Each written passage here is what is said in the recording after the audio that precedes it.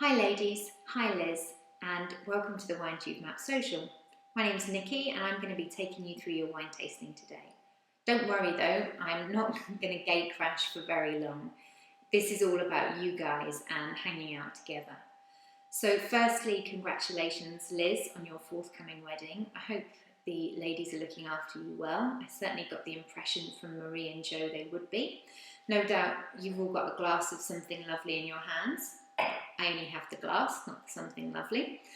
And what better way to spend your Friday night as you're just kind of settling into the weekend than with some wine and some nibbles and some chat with your friends. And I know you've got friends from school and uni and work and the mums, hello mums. So it will be a great way of you guys hanging out together. I'm going to show you a quick video now which introduces you to wine tasting and takes you around the WineTubeMap. Just remember that this is all about exploring wine for yourself. So it's really about finding a flavour or a wine that you really like and going with that, rather than a snooty, you must taste this or you must do this. If you've got any questions, you can tweet me and I will try and get back to you real time, as it were, so at WineTubeMap. If you tweet me at 2 AM, I may not, but I really hope you enjoy your tasting and that you have a great weekend. I hear you've got loads of things planned for the rest of the weekend. So have a good tasting, and I would say cheers, but my glass is empty.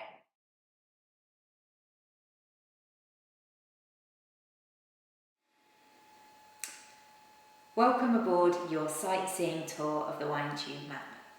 For those of you who haven't come across the map before, where have you been?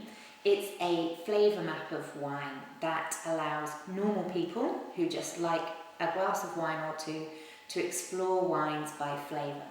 So each line on the map is a different flavour theme, and the lines and the stations that are closest together are most similar. So if you know you like Sauvignon Blanc, the stations around it are going to be most like Sauvignon Blanc. So that means you can find your favourite station and you can explore your local neighbourhood really easily, or you can venture forth and explore a new corner of the map, but kind of knowing what you're getting yourself into.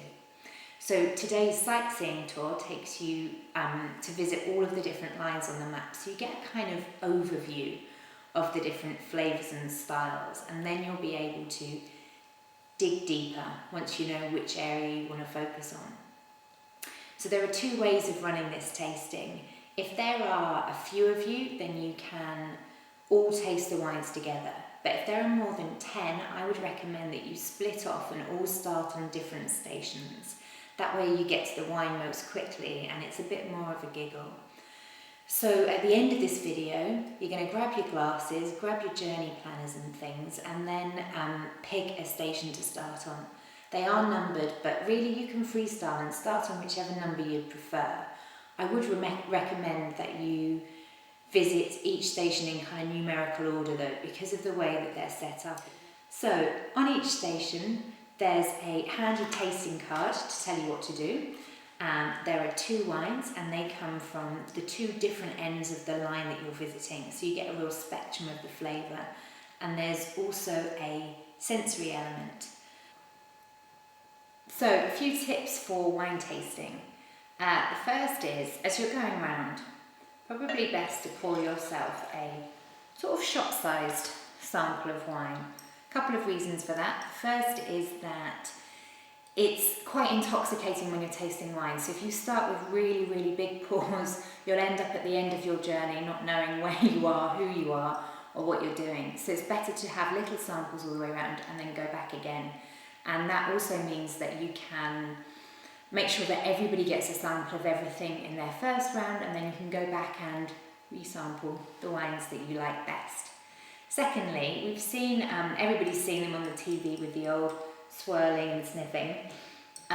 There's a good reason for that. Most of what we call flavour in wine actually comes through our nose, either through the front or the back of it. So by swirling your glass, you're helping to release some of those aromas, and then having a sniff first is a bit like an amuse-bouche of wine. So it just begins to help your brain build up a flavour profile. When you do get round to having some, and I recommend that you do, when you take a mouthful, try and swish it around your mouth a bit. That really helps release some of those aromas up the back of your nose, so you get an even more intense flavour, but it also helps with the texture. When people tell me what they don't like about wine particularly, it tends to be more linked to texture than flavour. So it might be worth just thinking as you go around, actually it's this texture that I'm liking or not liking. So on each station there are the 2 wines, and they come from the 2 ends of the line that you're on, but there's also this sensory element. So I'm not going to spoil it all, but I am going to take you on a quick tour around. So station number 1 is the aromatic line. So these wines tend to be a bit more perfumed and exotic, and they certainly smell sweet, even though they're not always sweet. So we've got a little thing there to show you just how much flavour comes from your nose and not your mouth. I would recommend that you have a little glass of water after you've tried the sweet, because otherwise it will affect the taste of the wine. Station number 2 is the white central line, and here we really have gone from the very lightest to the biggest and creamiest. On here we've got a little test to show you how acidity works in food and wine. They're little crystals, and some people are quite sensitive to them, so don't, whatever you do, take a whole load of them. Just try 1 or 2 to start with.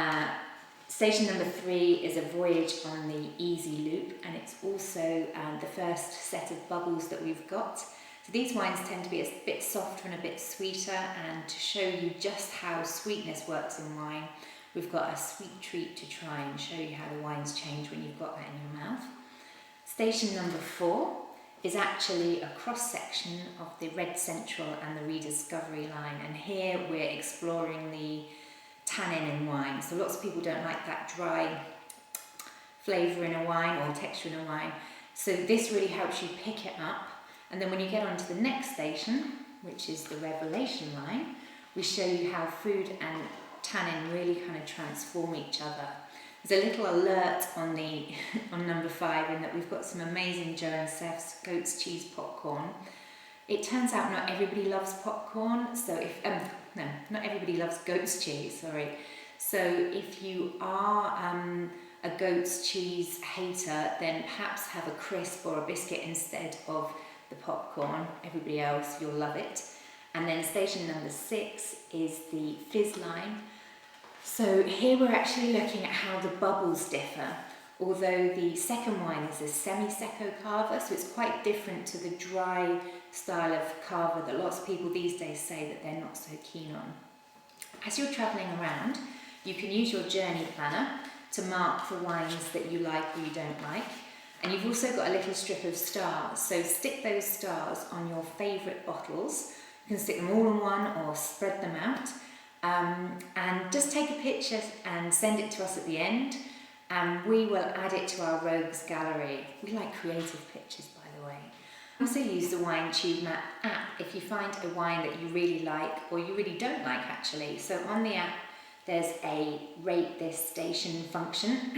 If you give the wine however many stars you want to, that will actually be saved for you as a personal record, and you can find that in the visited stations menu on the iPhone or under the heart on Android. So that's really all that there is for me to say. I'll be sending an email over to you in the next couple of days with a list of all of the wines on. But in the meantime, if you would like us to be part of your party, then you can use social media. So use Twitter, Instagram or Facebook. We're at WineTubeMap on all of them, and the hashtag is WineSocial. We'll get back to you real time, particularly if you've got any questions, unless it's the middle of the night, at which point I'm either having my own party or I'm in bed. Either way, you probably don't want an answer for me. But that's it from me. Enjoy your wine, and I hope to see you soon. Cheers.